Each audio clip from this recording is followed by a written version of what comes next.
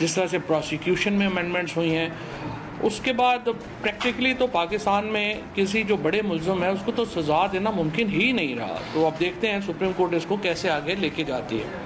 یہ جو کل ایک مقدمہ آیا ہے، بہت ضروری ہے کہ ہم آپ کے سامنے اس کے حقائق جو ہیں وہ سامنے رکھیں، اور اس کا پھر فیصلہ جو ہے وہ عام لوگ بھی کریں کہ کیا کیس ہے، معاملہ کیا ہے، اور کیسے مریم نواز کو اور صفدر کو کلین چٹ جو ہے وہ مل گئی.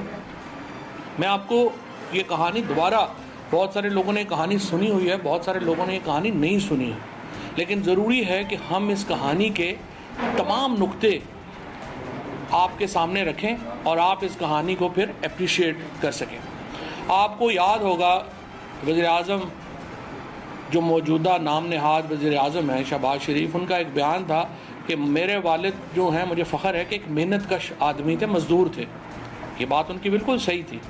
جب 1947 میں شریف فیملی جاتی عمرہ سے لاہور آئی تھی، وہ غریب مزدور تھے، جیسے اور بہت سارے لاکھوں لوگوں نے محنت مزدوری کی، لیکن ان 7 بھائیوں نے محنت کی اور بڑا اچھا یہ انہوں نے ایک کام یہ کیا، اتفاق فاؤنڈری کی بنیاد رکھی.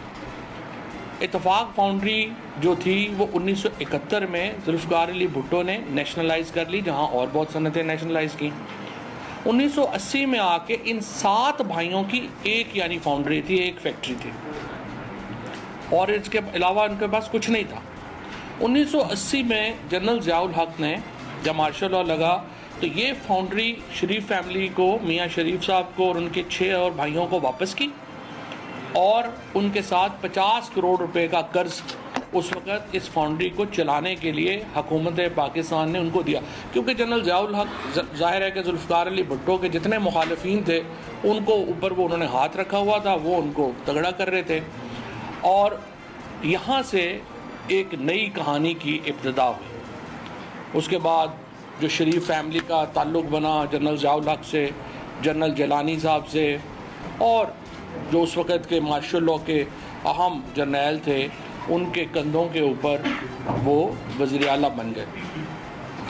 اس کے بعد 1985 سے لے کے 1988 تک، پھر 1990 میں وہ وزیر اعظم بن گئے، اور پھر 1997 تک وہ 2 دفعہ وزیر اعظم رہے. اس دوران ان کی جو کمپنیز کی تعداد ہے صرف شریف فیملی کی، جہاں 7 بھائیوں کی ایک فیکٹری تھی، ان فیملی کی خالی جو شریف فیملی ہے ان کی کمپنیاں بڑھ کے 27 ہو گئی.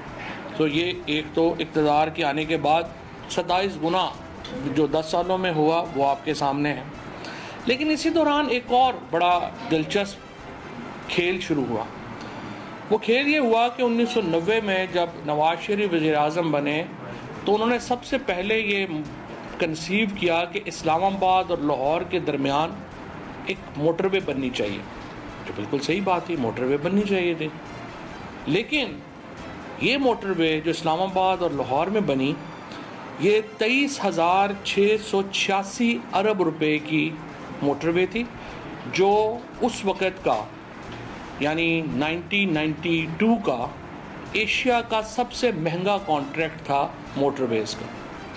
اور یہ اس دور میں 23,686 ارب روپے کا یہ پروجیکٹ تھا جو اس وقت جو ہے وہ بنا. اسی دوران یہ چہمگوئیاں شروع ہوئیں، گفتگو شروع ہوئی کہ اچانک شریف فیملی جو ہے وہ لندن میں ان کا پیسہ جو ہے وہ جا رہا ہے.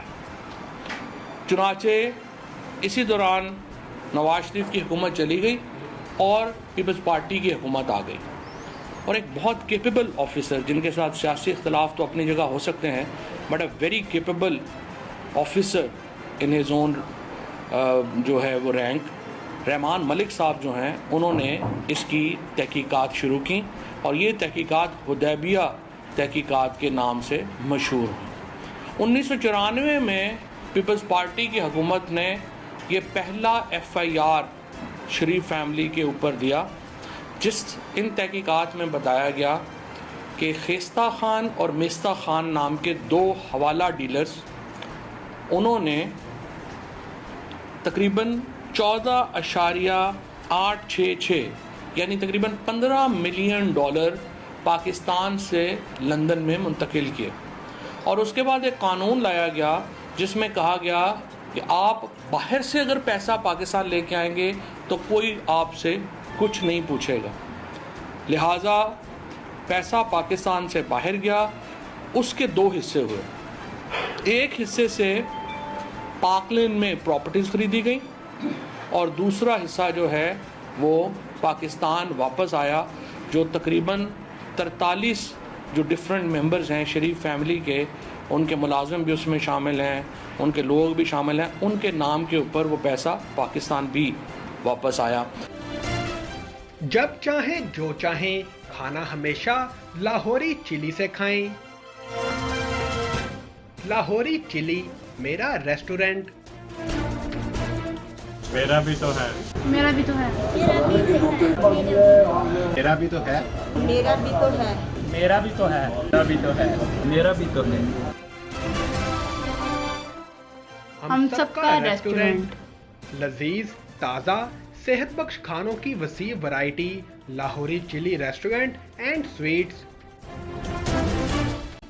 1026 Coney Island Avenue, Brooklyn, New York 11230. Manager Amanullah Farooqui, 7188591400.